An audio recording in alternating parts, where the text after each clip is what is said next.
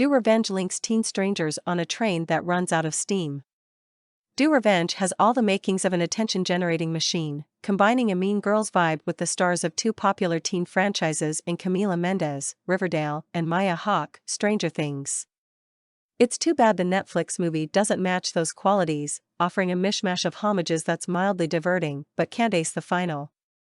The most obvious inspiration in this second film from director Jennifer Caden Robinson, Netflix's Someone Great, would be Alfred Hitchcock's oft-copied Strangers on a Train, as a pair of high school students meet, realize they have simmering grudges against different people, and discuss the prospect of teaming up to take revenge against them. Yet the plot, based on a script by Robinson and Celeste Ballard, doesn't pursue that enticing prospect with much conviction, which might explain why it runs out of steam down the stretch.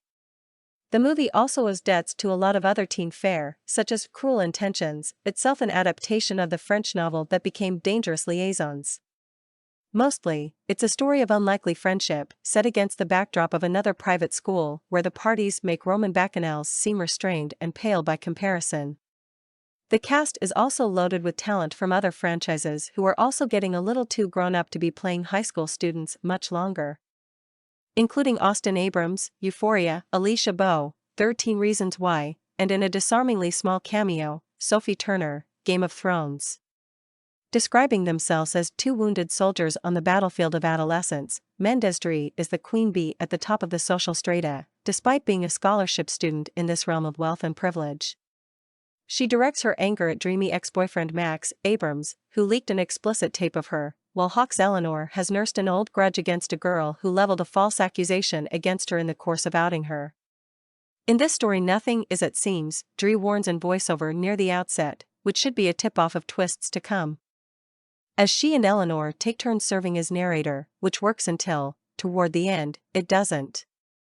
Netflix has wrung considerable success out of the teen genre, with everything from romance to thrillers, including previous projects that have offered fresh takes on familiar tales like Cyrano de Bergerac.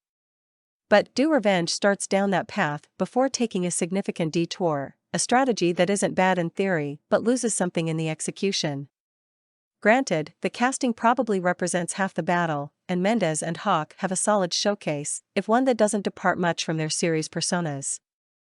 Then again, Do Revenge isn't about stretching conventions, but rather simply finding another wrinkle on what has become an established formula.